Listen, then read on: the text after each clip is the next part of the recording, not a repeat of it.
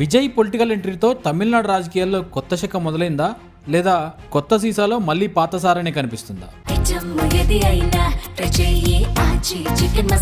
ఆచి చికెన్ మసాలా. విజయ్ నేతృత్వంలోని TVK majority స్థానాలు గెలుచుకుంది సరే, కానీ అసలు కథ చూస్తే ఆశ్చర్యం కలగక మానదు.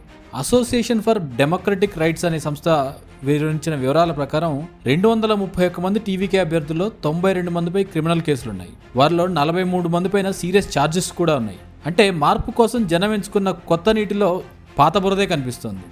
ఎస్టాబ్లిష్డ్ పార్టీలకు విజయ్ పార్టీకి పెద్ద తేడా ఏమీ కనిపించట్లేదు. మార్పు రావాలని కోరుకున్న జెన్జీ ఓటర్లు కేవలం రీల్స్లో కనిపించే ఇమేజ్ చూసి మోసపోయారా? డ్రైన్ ద స్వాంప్ అంటే మురికిని శుభ్రం చేయడం అని నినదించిన వారు ఇప్పుడు అదే వ్యవస్థలో భాగమవుతున్నారా? సినిమా ఇమేజ్ వేరు, సెక్రటరియట్లో ఫైళ్ల కదలిక వేరు. ప్రజల ఆకాంక్షలు నెరవేరుతాయా, లేదా ఇది మరో నిరాశగా మిగులుతుందా? ఇది నిజమైన మార్పా, లేక కేవలం పేర్లు మాత్రమే మారాయా అన్న అనుమానం ఇప్పుడు కలక్కమన్నది.